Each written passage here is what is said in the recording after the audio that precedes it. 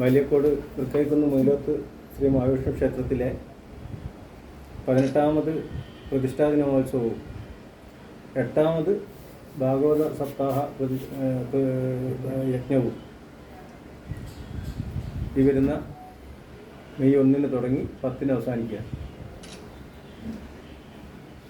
മലിയക്കോടിനെ സംബന്ധിച്ച് ഈ പ്രദേശത്തെ മറ്റ് ക്ഷേത്രങ്ങളെ അപേക്ഷിച്ച് വളരെ വേഗത്തിൽ പുനഃപ്രതിഷ്ഠയ്ക്ക് ശേഷം എല്ലാവിധ ക്ഷേത്രത്തിലെത്തുന്ന ഭക്തജനങ്ങൾക്ക് വേണ്ടിയിട്ടുള്ള ഭൗതിക സാഹചര്യങ്ങൾ ഒരുക്കുന്നതിൽ വളരെയേറെ ഈ നിലവിലുള്ള കമ്മിറ്റി ശ്രദ്ധിക്കുന്നുണ്ട്.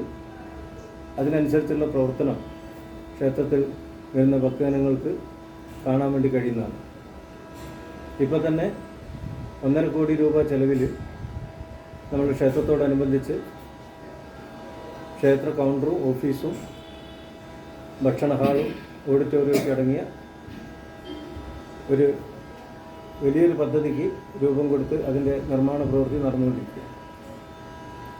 ഈ ഉത്സവത്തോടനുബന്ധിച്ച് 1-ാം തീയതി പേരാമ്പ്ര എളമാരംകുളങ്ങര ക്ഷേത്രത്തിൽ നിന്ന് മലിയക്കോട് മൈലോത്ത് ക്ഷേത്രത്തിലേക്ക് കലവറ നിറക്കൽ ഘോഷയാത്ര നടക്കുന്നുണ്ട്. 2 മുതൽ 8 വരെ ഭാഗവത സപ്താഹ യജ്ഞവും 9-10 തീയതികളിൽ പുനഃപ്രതിഷ്ഠ മഹോത്സവമാണ് നടക്കുന്നത്.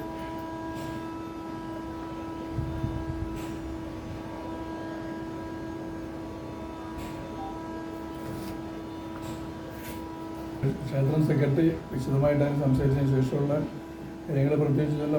കാര്യമായിട്ട് നമ്മുടെ ഒരു സെക്രട്ടറി പറഞ്ഞ മാതിരി നമ്മുടെ ഒരു ഊട്ടുപുര നിർമ്മാണത്തിലാണ് ഏകദേശം 1.5 കോടി, മുമ്പ് സൂചിപ്പിച്ച പോലെ ഏകദേശം 1.5 കോടി രൂപയുടെ ഒരു ബഡ്ജറ്റാണ് എഴുതിയിരിക്കുന്നത്. ഇതിൻ്റെ പ്രവൃത്തി കാര്യമായിട്ട് നടന്നുകൊണ്ടിരിക്കുകയാണ്. അടിയത്തെ മിക്കവാറും അടിയത്തെ ബിൽഡറിൻ്റെ പണിയൊക്കെ കഴിഞ്ഞുകൊണ്ടിരിക്കുകയാണ്. ഈ ഉത്സവത്തിന് ശേഷവും ഞങ്ങൾ അതിൽ ശ്രദ്ധ കേന്ദ്രീകരിച്ചുകൊണ്ട് കഴിയുന്നത്ര വേഗത്തിൽ നാട്ടുകാരുടെ മൊത്തസ്ഥാനത്തോട് പൂർത്തീകരിക്കാനുള്ള വിവരവും കൊണ്ട് നടക്കുകയാണ്. മാത്രമല്ല കൂടെ ഈ ഉത്സവത്തിലും എല്ലാവരുടെയും അതേപോലെ സഹകരണം ഉണ്ടാവണമെന്ന് ഉയർത്തുന്നതിൻ്റെ അഭ്യർത്ഥിക്കുകയാണ്. 1 മുതൽ 10 വരെ ആണ് നമ്മുടെ ക്ഷേത്രത്തിൽ ഉത്സവം നടക്കുന്നത്.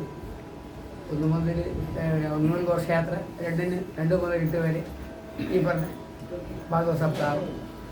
8-ാം തീയതി ഈ നാട്ടിലുള്ള കുട്ടികളുടെ കലാപരിപാടി, അവർ നേരം വിളിക്കുന്ന വരെയുള്ള പരിപാടി അവർ അവതരിപ്പിക്കും. 9-ന് അങ്ങനെ ക്ഷേത്ര ഭരണഘടന അതിനോട് അവതരിപ്പിക്കുന്ന കുറച്ച് കുട്ടികളുടെ അരങ്ങേറ്റം അവരൊരു കാണിക്കയായിട്ട് അവതരിപ്പിക്കുന്നുണ്ട്. തുടർന്ന് നല്ല പരിപാടികൾ ഗാനമേളയും പിറ്റേ ദിവസം ക്ഷേത്ര ചടങ്ങുകളും അതിൽ കന്നിശ്ശേരി മാരാറും പിന്നെ നമ്മുടെ സ്ഥിരം അവകാശവുമായ കായമ്പക അവതരിപ്പിക്കുന്നത്. പിന്നെ ക്ഷേത്രത്തിന് ചുറ്റുവളപ്പും എല്ലാം തന്നെ എല്ലാ ദിവസവും ഉണ്ടാകും. ഒരു വലിയൊരു ഉത്സവമായി തന്നെയാണ് എല്ലാ ദിവസങ്ങളിലും നമ്മുടെ ക്ഷേത്രത്തിൽ ഉണ്ടാകുന്നത്.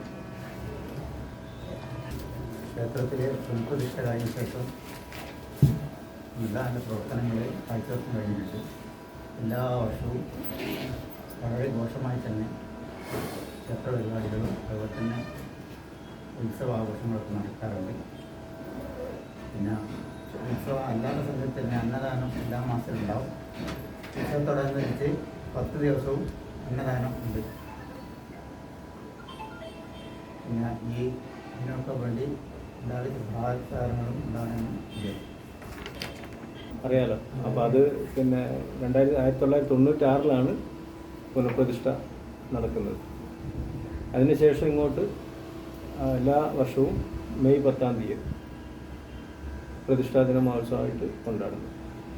ഇപ്പോൾ തീർച്ചയായിട്ടും 8ാമത് വർഷം, നമ്മുടെ കോവിഡിൻ്റെ ആ 3 വർഷം ഒഴികെ 8ാമത് ഭാഗവത സപ്താഹമാണ് ഇപ്പോൾ നടന്നുകൊണ്ടിരിക്കുന്നത്. ഇപ്രാവശ്യം പഴയടം വാസുദേവൻ നമ്പൂതിരിയാണ് ആചാര്യം.